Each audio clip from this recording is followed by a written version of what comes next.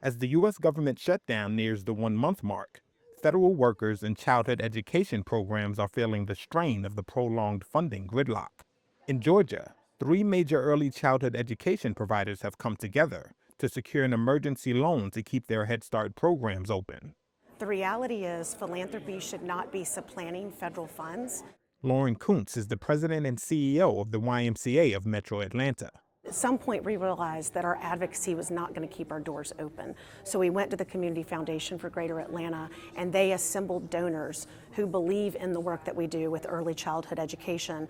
Without their intervention, officials said thousands of children from low-income families would lose access to education, nutritious meals, and basic health services, while more than 800 teachers and staff members could be furloughed. Frank Fernandez is the president and CEO of the Community Foundation for Greater Atlanta.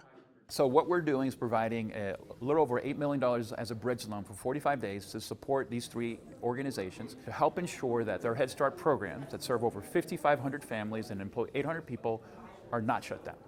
Meanwhile, in Washington, where the stalemate in Congress showed no signs of ending, federal employees are struggling to make ends meet, with some seeking help at D.C. food banks.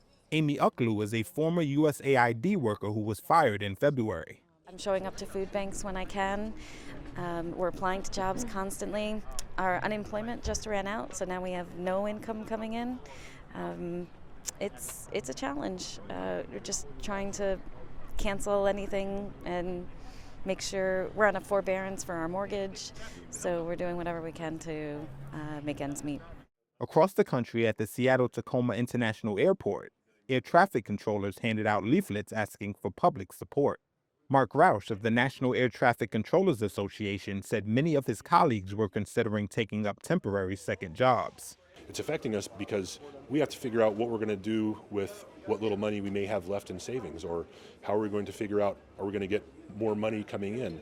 We're going to start driving Uber, we're going to start doing maybe DoorDash, figure some other kind of way to generate income while still going to our jobs in air traffic control facilities and doing the work in aviation safety professions across the country without getting paid.